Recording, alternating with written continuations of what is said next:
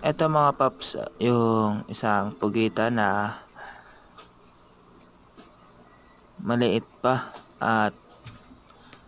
kung gusto nyong makita kung anong ginawa natin dito ay puntahan nyo na lang yung